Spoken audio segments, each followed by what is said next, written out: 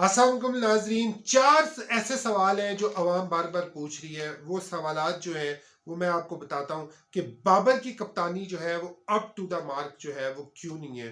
और जो दूसरा सवाल है बड़ा अहम कि शाहिनशाह अफरीदी अगर फिट नहीं थे तो फिर टीम में क्यों खिलाए गए, और ये एक अहम सवाल है। और उसके अलावा आसिफ अली और हैदर अली जो है वो टीम में कर क्या रहे हैं, और मोहम्मद वसीम जो है वो इंडिया के मैच में या उनकी सिलेक्शन जो है वो क्यों नहीं हुई। चार फास्ट बॉलर्स टीम में खिलाए जा सकते थे और मोहम्मद वसीम की सिलेक्शन होनी चाहिए थी।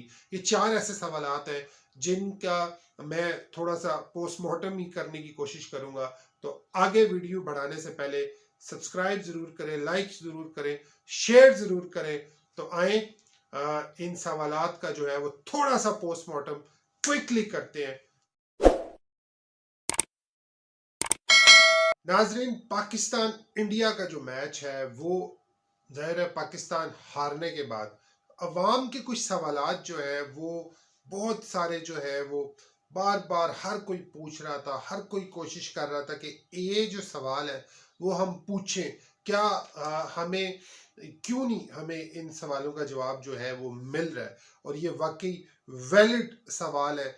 अगर नंबर वन में सवाल जो है वो अवाम का मैं देखूं तो वो है बाबर आजम की कप्तानी जो है वो अप टू द मार्क है या नहीं। तो नाजरीन, बाबर आजम की जो कप्तानी है वो बिल्कुल लास्ट 3 मैच जो है वो टोटली ऑफ कलर नजर आ रही है। और तीनों मैच हमारे साथ ऐसा ही हुआ है कि 30 पे अगर 5 आउट है या 50 पे 5 आउट है या फिर क्या 40 पे 6 आउट है, लेकिन वो मैचेस जो है वो हम हारे हैं। जैसा कि हमने एशिया कप में देखा, जैसा हमने ऑस्ट्रेलिया का एक मैच था उसमें देखा, और अब इंडिया के एक मैच बाबर आजम आखिरी ओवर जो है वो या तो नवाज को देते हुए नजर आए हैं या किसी और स्पिनर को देते हुए नजर आए हैं, या नवाज को बॉलिंग ही नहीं दी। उसके अलावा जो फैसले हैं वो क्विक इनके होते हुए नजर नहीं आ रहे। अगर ये मिडिल ऑर्डर कहते हैं स्टेबल है, तो स्टेबल अगर एक जगह पे एक नंबर पे शदाब परफॉर्म कर देता है तो फिर बाबर उसको दोबारा नहीं भेजते, वो उसको वापस 7वें नंबर पे भेज देते हैं। अगर एक नंबर पे नवाज परफॉर्मेंस दे देता है तो दोबारा बाबर उसको वहां नहीं भेजते, फिर वो उसको नीचे कर देते हैं और फिर वो उसी तरह जो है खेलना शुरू कर देता है। अगर आप उसको एक प्रॉपर एक नंबर दे दें, एक उसको बिल्कुल डिफाइन कर दें कि यार तुम्हारा ये रोल है, ये तुमने करना है। ये कोई मैनेजमेंट की तरफ से भी नजर नहीं आ रहा, ना सकलैन ना मोहम्मद यूसुफ। टीम मैनेजमेंट वहां पे बैठ के क्या कर रही है, बिल्कुल कुछ नहीं बता रही कि हमारा एक ये रोल है। कभी इफ्तार खेल रहे होते हैं, कभी कोई बंदा नवाज आ जाता है, कभी शदाब, कभी शान मसूद को ले आते हैं। तो एटलीस्ट कम से कम एक बाबर आजम को एक प्लान तो करना चाहिए। हर कोई कह रहा है कि वो एक पर्चा ले आते हैं, बस वो नंबर बॉलिंग जो है वो करवा देते हैं, और इसी तरीके बैटिंग के अंदर भी कोई खास उनके फैसले नजर नहीं आ रहे। तो मुझे लगता है कि ये जो वर्ल्ड कप है, इस वर्ल्ड कप के बाद ये बहुत से सवाल जो है ये बहुत कॉमन सवाल है, ये उठने वाला है। बाबर को अपनी कप्तानी को सेट करना पड़ेगा। अपने साथ कोई सीनियर प्लेयर नहीं, अगर शुएब मलिक होते तो शायद वो गाइड करते। और बहुत से अहम सवालात बाबर के ऊपर ये उठ रहे हैं और बाबर से बार बार ये पूछा जा रहा है, प्रेस कॉन्फ्रेंस में भी पूछा जा रहा है, और इस प्रेशर की वजह से बाबर आजम जो है उनकी परफॉर्मेंस भी जो है वो डाउन है। अब दूसरा सवाल जो हर कोई पूछना चाह रहा है कि शाहिनशाह अफरीदी जो है अगर फुल फिट नहीं थे, उनकी कमर या उनका नी अगर वो फुल फिट नहीं थे, उनकी कमर प्रॉपर बेंड नहीं हो रही थी, तो क्यों वो मैच में खेले हैं, किस वजह से उनको फिर मैच में खिलाया गया है। अगर वो फुली फिट नहीं थे तो टीम में क्यों रखा गया है। तो नाजरीन, शाहिनशाह अफरीदी जो है पहले उन्होंने जाहिर है उन्होंने रिहैब किया। ये बात हमें माननी पड़ेगी शाहिनशाह अफरीदी की कि शाहिनशाह अफरीदी ने मतलब 3 महीने 85 डेज के अंदर जितनी स्पीड से, जितनी तेजी से, जितने हार्ड वर्क से शाहिन अफरीदी ने वो अपना कमबैक किया है। एक नी इंजरी अगर किसी फास्ट बॉलर को हो जाती है तो वो डरता रहता है हर वक्त। वो सोचता है कि नी इंजरी अगर हो जाएगी तो क्या होगा मेरे साथ। तो सिर्फ यही उसकी ये प्रॉब्लम्स होती हैं। और वो इसी की वजह से उसके माइंड में होता है। लेकिन जो उन्होंने रीहैब की है वो आप देखें कि इस रीहैब की वजह से शाहीन शाह अफरीदी जो है उन्होंने कितना अकेले रह के मेहनत की होगी, और फिर आके उन्होंने पहले वार्म अप मैच में 2 ओवर, फिर दूसरे वार्म अप मैच में उन्होंने 4 ओवर्स किए, और उसके बाद इंडिया के खिलाफ मुझे लगता है मैच प्रैक्टिस जो है वो शाहीन शाह अफरीदी को नहीं मिली, और वो फुली फिट नजर आए हैं। जिस स्टाइल से उन्होंने बैटिंग भी की है, फील्डिंग भी उन्होंने की है, पूरे ओवर्स वहां खड़े रहे हैं, वहां से गए नहीं है, तो कहीं ना कहीं उनके माइंड में अल्लाह ना करे ये हो कि मेरी नी दोबारा से ना हो जाए, तो फिर तो वो इंशाल्लाह फुली फिट होंगे।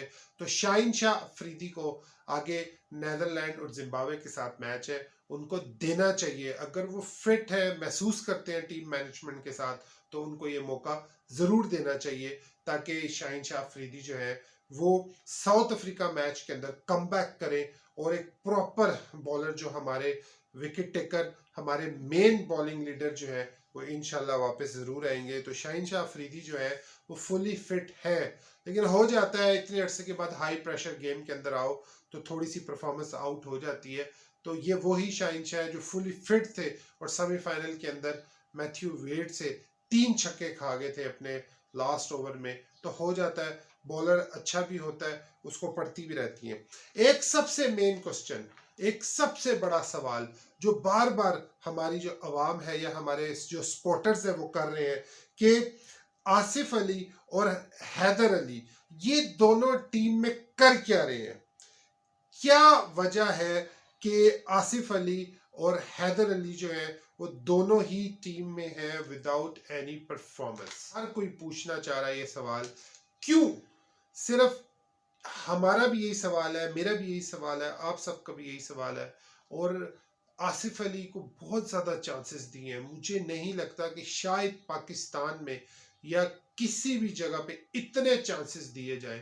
और अब हैदर अली को भी प्रॉपर चांसेस मिल रहे हैं। वो नॉन स्टॉप फखर के ना होने के बाद उन्हें इंग्लैंड की कंप्लीट सीरीज मिली, और अब न्यूजीलैंड के अंदर एक मैच के अलावा बाकी वो मैचेस में आए, और अब उनको देखें। उसका तो मुझे हैदर का लगता है कि वो एक प्रॉपर बैट्समैन है, एज अ ओपनर वो खेलता रहा, और उसके बाद 1 डाउन पे वो रहा, लेकिन उसको सेट नहीं कर रहे। उसको कभी 1 डाउन, कभी उसको 2 डाउन, कभी उसको छठे सातवें पे ले आते हैं, कभी उसको बारी नहीं देते। तो हैदर बेचारे के साथ तो कुछ समझ ही नहीं आ रही कि यार मैंने मारना है, मैंने रोकनी है, मैंने क्या करना है। तो हैदर की तो ये चीज मुझे नजर आती है। लेकिन आसिफ अली का तो एक ही प्रॉपर नंबर है, एक आध दफा शफल किया गया है, लेकिन आसिफ अली बिल्कुल परफॉर्मेंस नहीं दे रहे, बिल्कुल ऑफ कलर है, कोई उनकी परफॉर्मेंस नहीं है। टीम के अंदर आप समझ लें कि हमारी टीम के अंदर जो है ना वो 3 से 4 प्लेयर है, और बाकी प्लेयर्स जो है वो बस नाम के ही हैं। बॉलिंग में तो चलो ठीक है प्रॉपर हमारी हो जाती है, लेकिन बैटिंग के अंदर हमारे 2 से 3 लोग बैटिंग करेंगे, तो बाकी लोग जो है वो फिर क्या करेंगे, किस वजह से? तो यही एक सबसे बड़ा रीजन है, और ये हर एक का सवाल है कि हैदर और आसिफ टीम में कर क्या रहे हैं। तो अब नेक्स्ट मैच में देखते हैं कि हैदर और आसिफ किसको ड्रॉप किया जाएगा, और एक बॉलर, एक ऑलराउंडर जो है वो टीम में खिलाया जाए, ताकि जो ये तो एक छक्का भी नहीं मार पा रहे, शायद वो 1-2 छक्के मार ले। तो आसिफ और हैदर इस पे सवालात हैं। अगले वर्ल्ड कप, इस वर्ल्ड कप के बाद जो नेक्स्ट सीरीज है उसमें ये सवालात उठेंगे कि ये प्लेयर्स क्यों हैं। अभी तो इफ्तिखार ने एक मैच में परफॉर्मेंस दे दी बहुत सालों बाद, तो ये एक है कि ये टीम में क्यों है। हर कोई कहता है कोई फेवरेट है ये या दोस्त है, तो मैं ये कहूँगा कि बस उनकी परफॉर्मेंस पीछे पास में रही है अच्छी, कुछ बेहतर रही है, और इसी वजह से सोचा कि शायद इन नंबर्स पे हार्ड हिटिंग होगी और ये हिट करेंगे। लेकिन आसिफ और हैदर टोटली फ्लॉप जा रहे हैं, और इनको ये लास्ट चांस है उनका ये वर्ल्ड कप में। मुझे नहीं लगता कि अब ये जाएं तो ये इतनी जल्दी वापस आ सकें। तो एक और अहम सवाल कि इंडिया का जब मैच था तो मोहम्मद वसीम जो है उनकी सिलेक्शन क्यों नहीं हुई, उनको क्यों नहीं खिलाया गया उस मैच में। चौथा फास्ट बॉलर, जब इंडिया पिच को देख के, कंडीशन को देख के 4 फास्ट बॉलर्स खिला सकता है और एक स्पिनर, उन्होंने सिर्फ एक इंडिया ने स्पिनर से 1 ओवर कराया और उसमें इफ्तिखार ने उसको 3 छक्के और 1 चौके मार दी, और उसके बाद उन्होंने एक अश्विन से कराया, उसके बाद उन्होंने बॉलिंग नहीं कराई। और आप ये देखें कि हमारे 7 ओवर स्पिनर से चले गए और 1 ओवर पे हम फंस गए। यही हमारे पास अगर मोहम्मद वसीम होते तो शायद डेथ ओवर में जाके वो जो 3 ओवर थे उसके अंदर अगर शाहीन की परफॉर्मेंस नहीं आई तो वो मोहम्मद वसीम वो 2 ओवर निकाल लेते तो शायद 18 पे 48, क्योंकि ये बहुत बड़ा स्टेडियम है। क्वेश्चन मार्क ये है कि इतने बड़े स्टेडियम के अंदर आपने थोड़ी सी वाइड बॉल क्यों नहीं रखी, थोड़ी सी साइड पे बॉल क्यों नहीं रखी, क्योंकि ऑफ स्टंप और लेग स्टंप पे छक्का मारना इतना आसान नहीं था। आपने उसको इतना लेग पे बॉल दिया, इतना रूम बना के विकेट टू विकेट दिया कि वो स्क्वायर लेग जो छोटी बाउंड्री थी उसको विराट कोहली ने यूज किया और उस जगह उन्होंने हिटिंग की और 18 बॉल पे 48 रन बन गए। फिर उसके बाद 8 बॉल पे 28 रन भी हो तो वो भी नहीं बनते अगर फास्ट बॉलर्स होते, यॉर्कर अगर होते, लेकिन शाहीन और हारिस से भी उस तरीके से यॉर्कर नहीं लगे, लेकिन थोड़ा सा फर्क पड़ सकता था। अब ये है कि आने वाले मैचेस में हमें 4 फास्ट बॉलर्स कंडीशन को देख के लाजमी खिलाना चाहिए। तो टीम के जो मैनेजमेंट है वो क्या सोच रही है, क्या करती है, कुछ समझ नहीं आ रही, और वो कंडीशन देखें उस हिसाब से करें। हमारे बाकी बॉलर्स भी अच्छे हैं, लेकिन मोहम्मद वसीम ने ज़्यादा परफॉर्मेंस दी है अगर शाहीन नहीं है तो। इससे ये होता कि शाहीन अगर 3 ओवर करते तो वो थोड़ा उनका रेस्ट भी साथ उन्हें मिल जाता है, क्योंकि हमारे जो हैदर है या आसिफ है वो तो कुछ कर नहीं पा रहे। उससे बेहतर तो शाहीन शाह अफरीदी ने छक्का मार दिया और 16 रन बना लिए, चौका मार दिया, हारिस रऊफ ने छक्का मार दिया। वो लोग तो, आसिफ अली साहब तो बस बॉल आती है तो एकदम घबरा जाते हैं कि ये क्या हो गया। खैर ये थे हमारे अवाम के सवालात, कुछ मासूमाना सवालात जो बार बार ये किए जा रहे थे। तो मैंने सोचा कि मैं भी इन सवालात के अंदर कुछ जवाब और कुछ सवालात और कुछ शिकायत लाने की कोशिश करूं। तो इंशाल्लाह सब्सक्राइब, पाकिस्तान ये अच्छी परफॉर्मेंस देगा बाकी 4 मैचेस में, तो दुआ कीजिएगा, सब्सक्राइब जरूर करें, घंटी जरूर दबा दिया करें ताकि आने वाली अपडेट्स आपको मिलती रहे। टेक केयर, अल्लाह हाफ़िज़।